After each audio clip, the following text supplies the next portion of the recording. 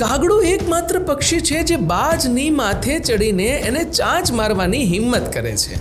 તે બાજની પીઠ પર બેસે છે અને તેની ગરદન ઉપર ચાંચ મારે છે, પરંતુ બાજ કોઈ પ્રતિક્રિયા જ નથી આપતો, કાગડા સાથે લડતો નથી કે કાગડા પર પોતાનો સમય પણ નથી બગાડતો. તે ફક્ત તેની પાંખો ફેલાવે છે અને આકાશમાં ઊંચે ઊંચે ઊંચે ઉડવાનું શરૂ કરે છે. હવે બાજ જેટલી ઊંચી ઉડાન ભરે છે, કાગડાને એટલી જ શ્વાસ લેવામાં મુશ્કેલી પડવા લાગે છે અને કાગડો ઓક્સિજનના અભાવે જાતે જ પડી જાય છે. મિત્રો, તમારી આસપાસ રહેલા કાગડા સાથે તર્ક કરી તમારો સમય બગાડવાનું બંધ કરો.